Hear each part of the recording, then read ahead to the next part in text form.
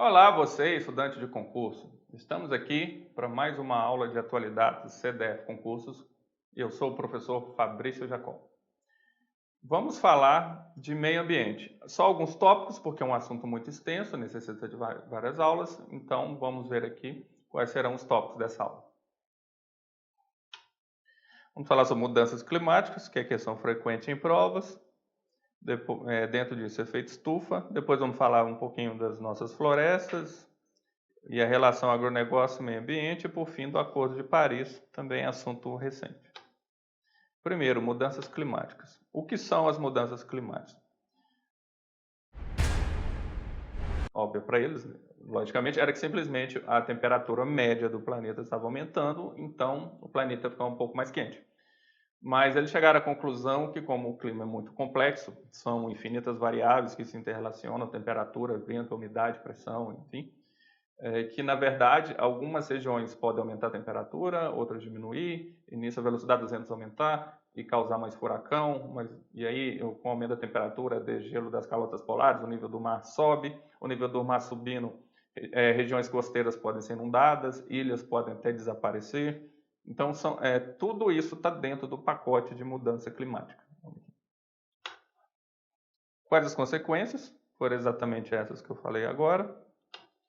E quais as causas? Aqui agora vamos no detalhe. Aqui a gente tem um esquema simples aqui da Terra, a nossa atmosfera aqui, o azulzinho, e o Sol. A temperatura do espaço é muito fria, é mais ou menos uns menos 270 graus Celsius. Mais ou menos. Então, a Terra só não é essa temperatura, principalmente por causa da energia do Sol, que vem pelo espaço e aquece a nossa superfície. Só que a tendência natural da energia, uma vez que bate na Terra, é ser dissipada de volta para o espaço, igual está aqui. Mas a gente tendo uma atmosfera de gases aqui, principalmente o gás carbônico, nitrogênio também, parte do calor da Terra, parte do calor do Sol, quando bate na Terra e começar a se dissipar, a própria atmosfera vai segurar esse calor e devolver de volta para a Terra, mantendo a Terra numa temperatura mais ou menos estável, né? Porque se olhar para outros planetas do sistema solar que não tem atmosfera, ele chega a menos 80, menos 100 graus. Então aqui a gente consegue ter uma temperatura mais ou menos estável. A questão é que a quantidade de gás aqui na atmosfera, principalmente de gás carbônico, ela é estável há muitos milhares de anos. E recentemente a gente tem aumentado essa quantidade de gás carbônico. Eu vou explicar melhor aqui em frente. Então aqui é a concentração de gás carbônico desde 1880 até o ano 2000, era o dado mais recente, e aqui a variação da temperatura. Então, a quantidade de gás carbônico tem aumentado e a temperatura média, mesmo que pouquinho, isso aqui é só a variação, tem aumentado. Então, o que os cientistas alegam? Que antigamente eu falo milhões de anos atrás, a temperatura média da Terra era mais quente e a gente tinha mais vegetação, mais animais, enfim, dinossauros. E com o tempo, muito dessa matéria orgânica das florestas, dos animais, morreram e foram sendo soterrados em processos normais da natureza, de erosão, enfim, e ficou no subsolo. Então, a quantidade de carbono na atmosfera diminuiu, porque o carbono ele obedece a um ciclo. Então, todas as formas de vida, elas são constituídas de carbono. Quando elas morrem, elas são degradadas pelo meio ambiente, esse carbono, as moléculas do corpo são quebradas, liberando essas moléculas de carbono que vão voltar para a atmosfera. Uma vez na atmosfera, as plantas no seu crescimento reabsorvem esse carbono, crescem, e aí ou a planta morre, ou a planta é comida por um animal, que uma hora vai morrer, e aí o ciclo continua.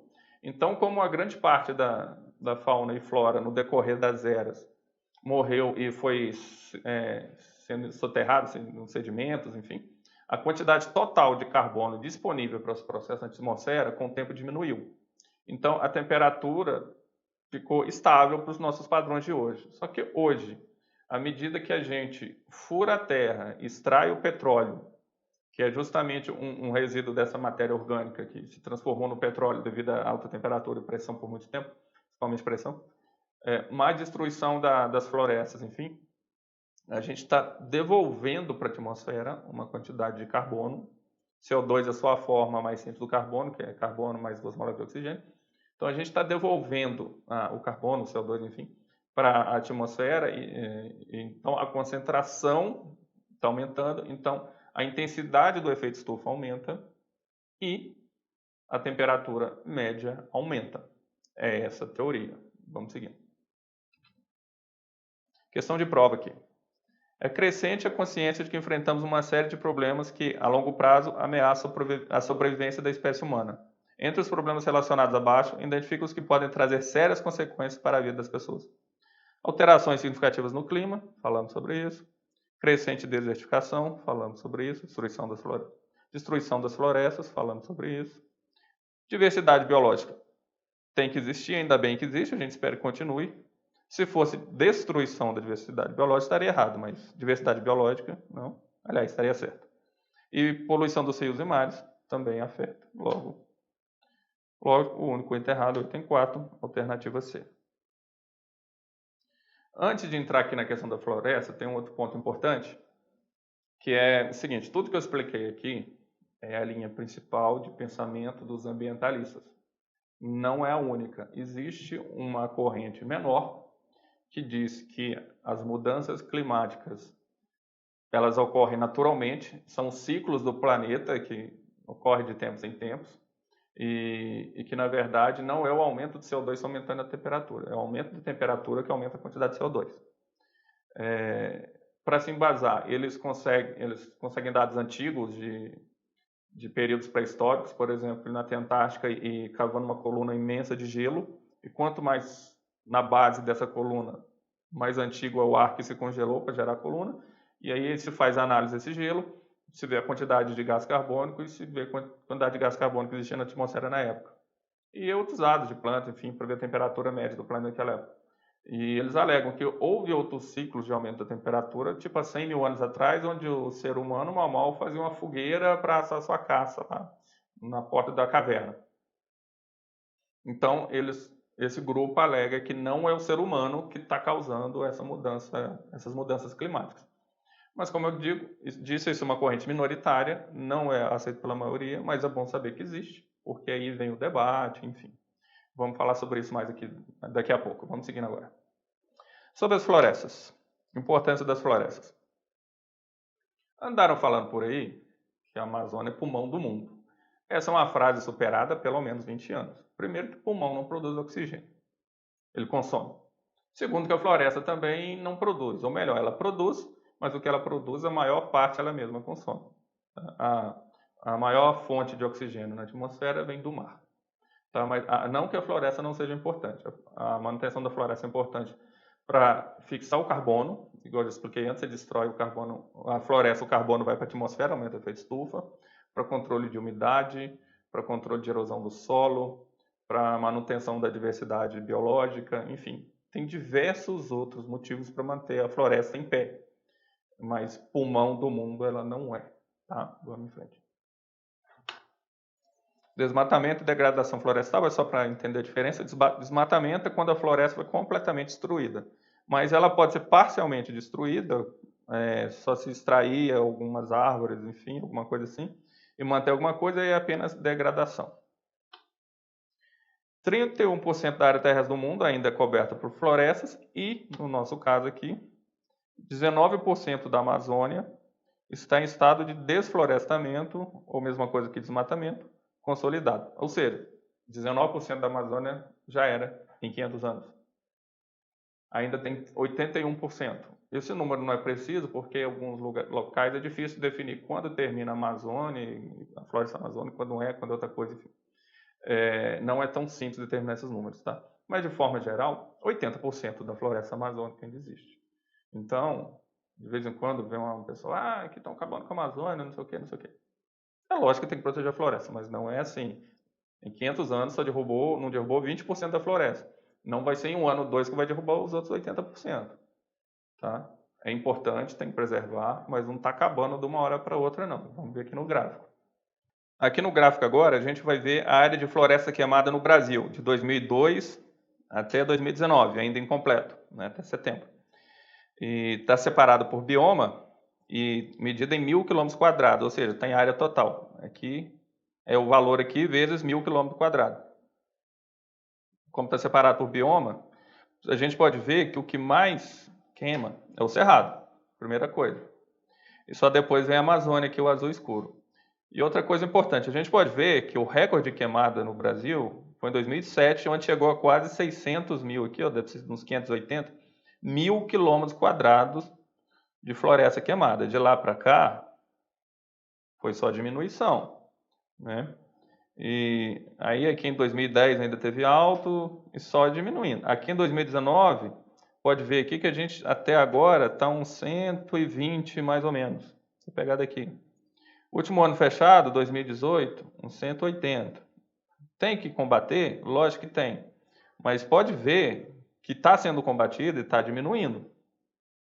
Aí a gente vê que 2019, o ano não está completo, fala, o ano não está completo, como é que vai ser até o final do ano? Então vamos ver aqui mês a mês. Aqui, agora é só a Amazônia, também na mesma base, 1.000 km², também dado do INPE, mas aqui a gente está olhando de 2015 até 2019, mês a mês, porque queimada tem uma grande sazonalidade. Então, a partir de julho vem a seca e aí começa a pegar fogo. Então, a gente pode ver que janeiro, fevereiro, março, junho, julho, aqui, historicamente é baixo, a quantidade de queimada na Amazônia é baixa, quando chega em agosto, ela dispara. É assim todo ano. Ah, mas esse ano foi maior, foi quase 25, e no ano passado aqui foi 17, né? Aliás, ano passado não, né? Em 2017. 2018 foi uns 6 aqui, 1.000 km². Sim, mas você vê que está dentro de uma certa sazonalidade e a tendência é daqui a pouco baixar novamente, né? Então aumentou um pouco em relação ao ano anterior, mas nada que foi a histeria vista nos jornais sobre isso um tempo atrás. Inclusive, uma coisa que a gente fala em outra aula nossa é ter um pouco de senso crítico quando surgem as notícias. Ou eventualmente até esperar uns 2 ou 3 dias para estudar a fundo o assunto, para passar aquela primeira onda de notícia que jornalista não sabe o que está falando ainda. Quando começaram a falar do aumento de queimadas na Amazônia, já veio gente falando que a floresta ia acabar, aí veio o Macron, o presidente francês, dizer que a Amazônia vai acabar, que está pegando fogo, e que por isso eu vou tirar o Brasil, vou tentar interromper o acordo, mudando um pouquinho aqui para a economia, geopolítica, o acordo da União Europeia com o Mercosul, por causa da Amazônia. Macron não está nem aí para a Amazônia, mas o Macron está perdendo muita popularidade com o público jovem, que preocupa mais com questões ambientais.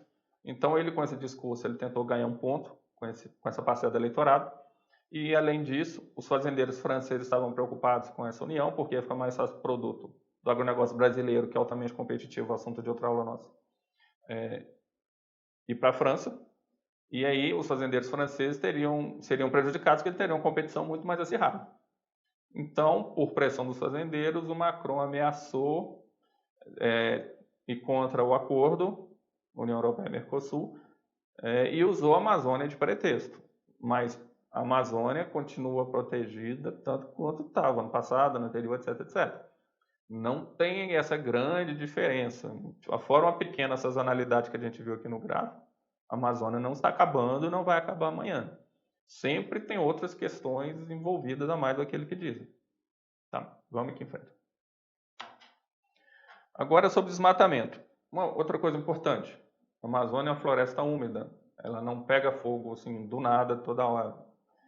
Isso é uma característica mais do cerrado. Então, o que acontece na Amazônia muitas vezes é que as queimadas são decorrentes de um desmatamento prévio. Os criminosos vão lá, derrubam um trecho da floresta, amarra a corrente em trator, enfim, lá passa derrubando, deixa um período, aí a floresta seca e aí eles conseguem botar fogo. Então, nesse gráfico aqui, a gente vai ver o desmatamento na Amazônia, não só queimada. Então, outra coisa, aí esse aqui é o mais antigo, desde 1988, a gente vê que o pico do desmatamento foi 95, em 1.000 km², 29 mil km². Depois, em 2004 aqui, repetiu quase o mesmo, 28, e de lá para cá, despencou, sistematicamente. Como eu digo, tem que combater? Tem. Tem que diminuir? Tem. mas está sob controle e está dentro do normal. A floresta não vai acabar amanhã, nem por queimada, nem por desmatamento. Questão de prova. Acerca do desmatamento na Amazônia Legal, julgue os itens que se seguem. O desmatamento na Amazônia tem subido de forma ininterrupta ano após ano. Como acabamos de ver aqui, apesar do que as notícias dão a entender, essa afirmativa é falsa. Agora, seguindo nessa linha de meio ambiente, a gente vai ver a relação entre meio ambiente e agronegócio.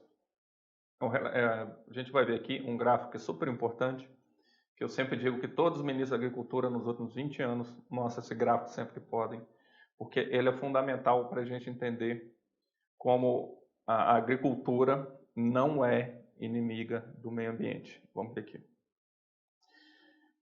O gráfico é desde 1977, ou seja, muito antigo, vem aqui até 2017, o dado mais recente, mas o conceito aqui é o mesmo, então não há necessidade de atualizar.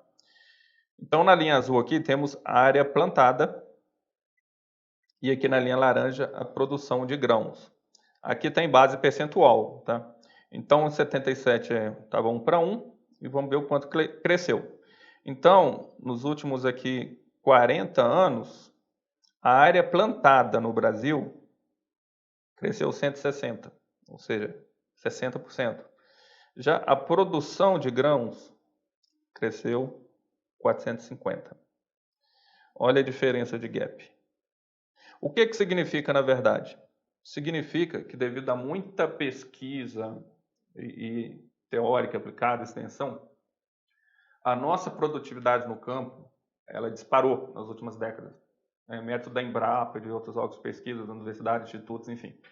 Então, a grande expansão nossa na produção da agricultura, de grãos, enfim, ela não é uma ameaça para as florestas naturais, simplesmente que a gente não precisa expandir tanto a área plantada para aumentar a produção. Inclusive, é até mais barato. Se um fazendeiro ele consegue aumentar a produção na terra que ele já tem, que já está adubada, cercada, enfim, para que ele vai tentar expandir para uma área nova que tem que invadir, derrubar, que pode ser multado, enfim. Se ele consegue, através de melhoramento de cultura, de adubo, de agrotóxico mais eficiente, fica lá. Então, a agricultura não é uma ameaça ao meio ambiente. As queimadas são mais em função da atividade pecuária, né? E aí precisa de mais espaço mesmo, aí já agride um pouco, e principalmente extração de madeira. Então é muito importante esse gráfico, isso aqui ele mostra uma revolução na nossa economia, no nosso bem-estar, o preço dos alimentos diminuiu, enfim. E tem toda essa questão também de não ser uma ameaça ao meio ambiente. Perdão, às florestas, melhor dizendo. Vamos em frente. Por fim, vamos falar um pouco agora do Acordo de Paris, que é o mais recente tratado internacional sobre a mudança do clima, que é de 2015, onde 195 países com compromisso de redução da emissão de gases estufas para manter o aquecimento global abaixo de 2 graus Celsius. E as regras ainda estão em negociação, e o EU abandonou em 2017. Resumindo, o Acordo de Paris é um tratado sobre o meio ambiente que envolve praticamente todos os países do mundo, tirando um outro que está no meio da guerra civil, que não tem tempo para ver isso. E o foco é diminuir a emissão de gás carbônico, né? E veja que ele já tem como uma premissa certa que é o gás carbônico que aumenta a temperatura média, tanto que a meta deles não é nem gás carbônico, a meta deles é a diminuição do aumento da temperatura, né? É a temperatura do planeta aumentar menos, a meta já é a temperatura, né? E então ainda tem muita coisa em discussão nesse acordo, porque como é que vai ser medido, o que vai acontecer com quem não cumpre sua parte. O Brasil também já assinou, aliás. Então, assim, diminuição da emissão de CO2 de indústria, de veículos, etc, etc. E, por último, o que aconteceu nos Estados Unidos? O Obama havia assinado esse acordo, mas o Trump, depois que tomou posse, tirou os Estados Unidos do acordo. Por quê? Como a gente viu aqui no início da aula, existe uma linha minoritária que não acredita que é o ser humano que está causando mudança climática. Veja que essa linha não diz que não há mudança climática, diz que não é o ser humano que causa. Então, o Trump alega ser dessa linha e ele tirou os Estados Unidos do acordo.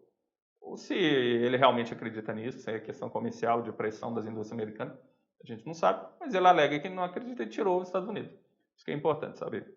Vamos aqui para o detalhe do acordo. Assim, o Brasil. Aqui a parte brasileira no acordo. O Brasil se comprometeu a reduzir 37% das suas emissões de gás carbônico até 2025. Ele vai fazer isso por várias formas. Primeiro, elevar o uso de fontes alternativas de energia, que é energia solar, eólica, etc. Intensificar a participação de bioenergia sustentável na matriz energética brasileira, biocombustível. Utilizar tecnologias limpas nas indústrias a fim de diminuir a emissão de gases, né? Então as indústrias deixar de usar querosene, óleo diesel, enfim, madeira e usar tecnologia limpa. Buscar melhorias na infraestrutura dos transportes, né, para as pessoas não demandarem tanto o carro, né, usar mais metrô, enfim, e diminuir a emissão de CO2. E, por fim, reduzir o desmatamento e reflorestar áreas desmatadas, como a gente já viu aqui. O desmatamento libera gás carbono na atmosfera e o reflorestamento volta a fixar esse carbono na forma de planta no solo, diminuindo o carbono na atmosfera. Aqui uma questão de prova para fechar. No final do ano 2018, o presidente eleito do Brasil, Jair Bolsonaro, divulgou a desistência do país de sediar a Conferência das Nações Unidas sobre Mudanças Climáticas, que se realizaria em novembro de 2019. Contudo, Bolsonaro afirmou que o novo governo não pretende romper com um dos principais tratados mundiais sobre mudanças climáticas, conhecidas como Tratado de Versalhes. Não é, deixa para aula de história. Acordo de Paris. Protocolo de Kyoto é um acordo mais antigo, de 92. Está errado. Carta da Terra é um documento do Gorbachev, também está errado. Acordo Interamericano de Mudanças Climáticas, não existe. Assim, alternativa correta, Acordo de Paris, ou seja, o Brasil continua signatário do Acordo de Paris, o Bolsonaro não cancelou o acordo. Encerramos essa aula por aqui, espero que tenha gostado. Lembrando que existe muito mais conteúdo na apostila vinculada a esse vídeo.